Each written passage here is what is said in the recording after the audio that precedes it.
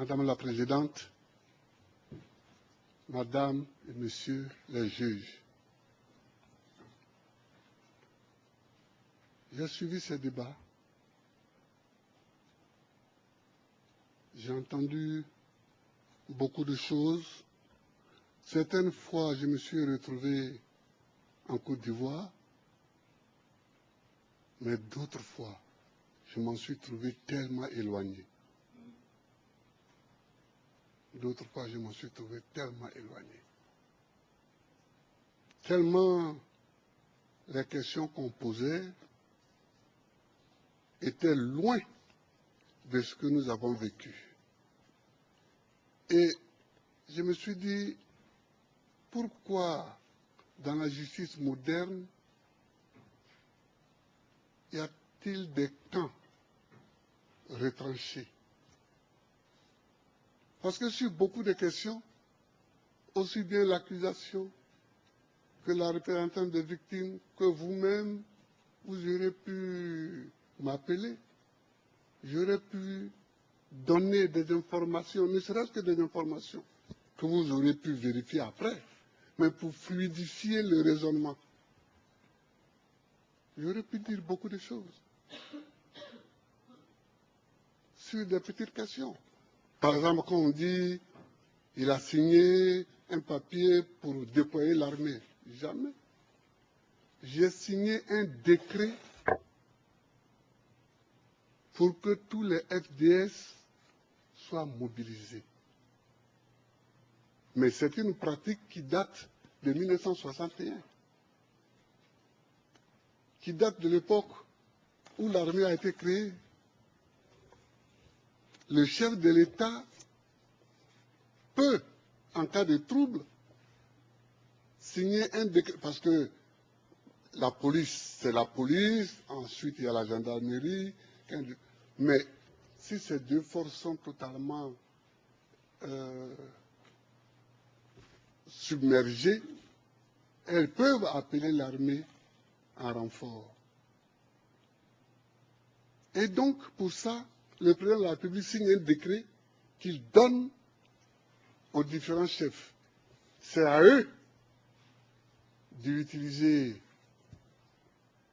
l'armée ou de ne pas l'utiliser. Ça dépend de ce qu'ils pensent de la situation. Donc, c'est des choses pratiques comme ça et petites qu'on aurait pu expliquer quand le chef de FDS est venu me dire « Ah, la situation à Bobo, il y a les soldats d'IB, je pense que c'est eux le commando invisible, donc on ne sait pas comment ça va aller. » J'ai dit « Qu'est-ce qu'on fait ?» Il dit « Bon, signez toujours un décret et puis on va garder ça et si on n'en a pas besoin, on n'en a pas besoin, mais si on en a besoin. » Donc, il y a plein de choses comme ça. Et puis, il ne faut pas me donner des parents que je n'ai pas. Je crois qu'on veut faire comme souvent en Afrique, comme en Europe, vous dites les Africains, c'est comme ça, ils gouvernent. Je ne gouverne pas avec ma famille. Moi, je suis chef de l'État, président de la République. Ma femme, elle est députée. Et Kadé n'est pas mon neveu. Le mot neveu est un mot français. Il y a des neveux ici qui sont dans cette salle. Mais Kadé n'est pas mon neveu. Il a été ministre de la Défense, ministre délégué à la Défense. Et il était mon conseiller. Je ne gouverne pas avec ma famille. Peut-être que ça se fait comme ça ailleurs en Afrique, mais pas en Côte d'Ivoire, au temps de Gbagbo. Ça dit, il y a des petites choses comme ça qu'on aurait pu éviter, ça alourdit pour rien l'atmosphère, et ça nous empêche d'aller immédiatement au fond du problème. Madame la Présidente, toute ma vie, et ça se sait non seulement en Côte d'Ivoire, mais dans toute l'Afrique et dans toute la France politique, j'ai lutté pour la démocratie. J'ai demandé à mes avocats la semaine dernière, je leur ai dit que je voulais vous envoyer, vous emmener tous les livres que j'ai écrits sur mon parcours. Ils ont dit que c'est trop tard pour introduire ces livres-là. Mais quand on aura tout fini, quel que soit le résultat, quel que soit ce que vous déciderez, j'enverrai un lot des livres de Gbagbo au bureau du procureur. Je vous enverrai un livre des livres de Gbagbo, parce que, en fait, c'est ça, l'homme. Il marche, mais il laisse des traces sur le chemin qu'il parcourt. Comme ça, on peut le retrouver. J'ai lutté pour la démocratie, et c'était au moment où nous ne savions même pas si le mur de Berlin allait s'écrouler. Nous ne savions pas ça. Donc on luttait avec un courage. Mais on était convaincus que nous-mêmes, on n'allait pas voir la démocratie triompher. Mais le mur de Berlin s'est écroulé et nous a aidés à gagner la victoire du multipartisme et de la démocratie. C'est pourquoi je voudrais simplement dire, et je ne vais pas aller plus loin, je voudrais seulement dire que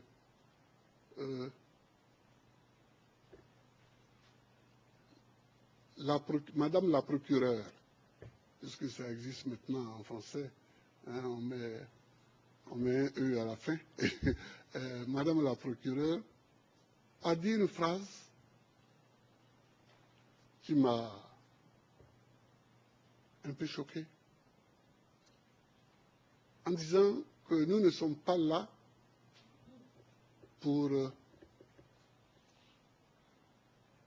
voir qui a gagné les élections et qui ne les a pas gagnées. Mais on ne peut pas parler, on ne peut pas débattre de la crise post-électorale et ne pas savoir comment les élections se sont passées. Qui a gagné les élections? Parce que c'est celui qui ne les a pas gagnées qui a semé les troubles. Je crois que c'est ça la logique. Donc, la question est là. Qui a gagné les élections? Et donc, quand je demandais qu'on recompte les voix, ce n'était pas une phrase en l'air. Vous avez vu vous-même les documents dont dispose l'accusation et sur lesquels les voix des électeurs sont répertoriées. On a vu que dans la seule ville de Bouaké, on a ajouté 100 000 voix à mon adversaire. Donc, madame, c'est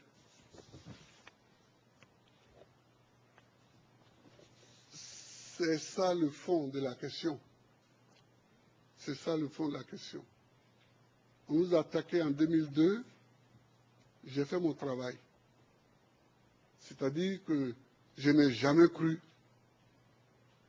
que la Côte d'Ivoire allait s'en sortir par la guerre. Je n'ai jamais cru ça. J'ai toujours cru qu'on s'en sortirait par la discussion. Même si je sais qu'ils ont tort. Mais pour s'en sortir, j'ai toujours cru à la discussion. Alors j'ai parcouru toute l'Afrique. On a fait les négociations de Lomé. Ils ont fait les négociations de Marcoussis et de Kléber, mais ça, je laisse ça de côté parce que c'est...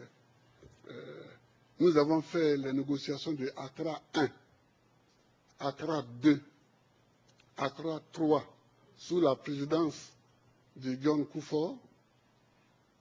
Nous avons fait les négociations à partir de juin 2005 de Pretoria 1 et de Pretoria 2 sous la présidence de Thabo Mbeki. Nous avons tout fait. Nous avons tout fait.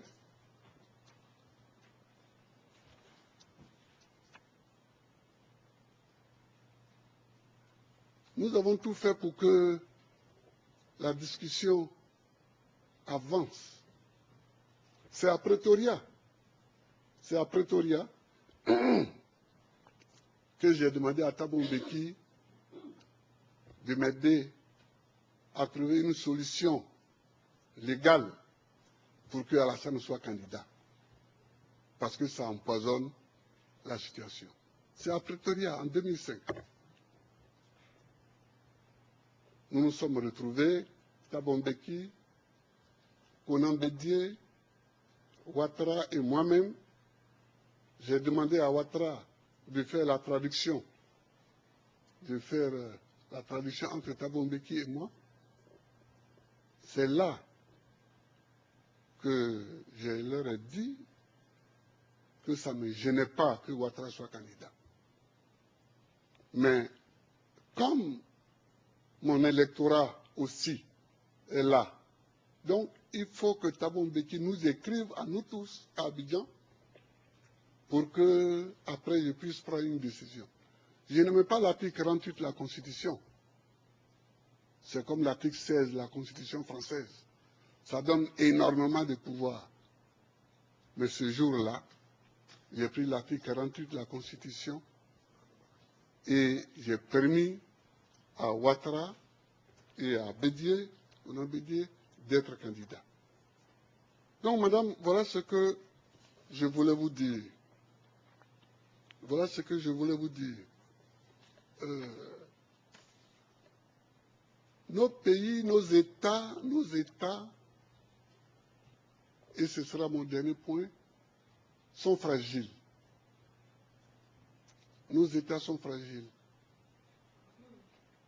Et chaque fois qu'un chef d'État européen ou occidental me disait « Faites la démocratie en Afrique », je lui disais « Nous avons besoin de la démocratie, non pas parce que vous le dites, mais parce que nous-mêmes, nous en avons effectivement besoin pour construire nos États. » Madame, regardez la Côte d'Ivoire.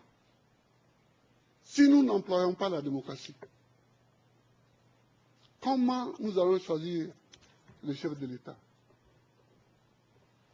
Il y a à l'est, adossé à la frontière ghanéenne, les Akans, qui ont un mode à eux pour choisir les chefs de village ou de canton ou leur roi. Nous avons à l'ouest un pouvoir éparpillé. Nous avons au nord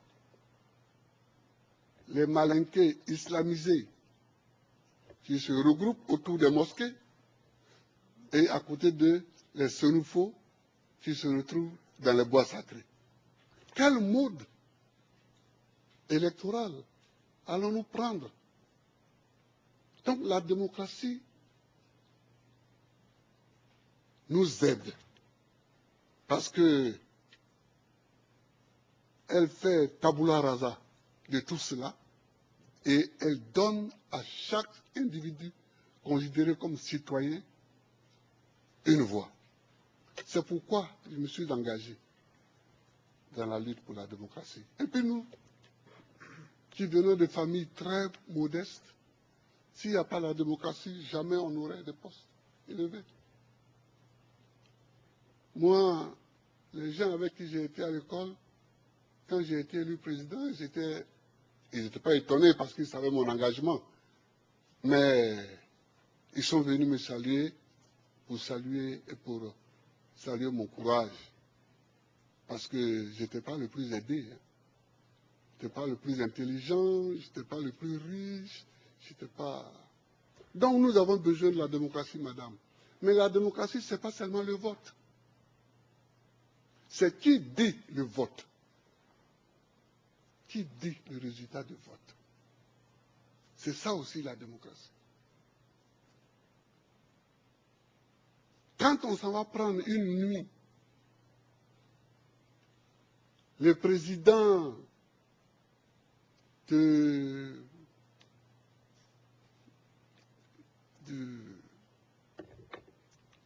groupement électoral, qu'on l'amène dans le QG électoral d'un candidat, qu'on invite une télévision étrangère, on lui dit de parler et on le filme, et on diffuse ça dès le lendemain matin, ce n'est pas très démocratique, ça, ce n'est pas la démocratie. La démocratie, c'est le respect des textes, à commencer par la plus grande des normes en droit, qui est la Constitution. Qui ne respecte pas la Constitution n'est pas démocrate. Madame, c'est parce que j'ai respecté la Constitution qu'on veut me mener ici. Alors, bon, je suis là, mais je compte sur vous. Je compte sur vous parce que je souhaite que tous les Africains qui me soutiennent et qui sont tout le temps ici devant la cour, devant la prison, qui sont dans leur pays en train de manifester, en train de marcher, tous ces Africains-là, qu'ils comprennent que le salut pour les États africains, c'est le respect des constitutions que nous nous donnons et des lois qui en découlent. Je vous remercie, madame. Je vous remercie, monsieur. Ceci conclut le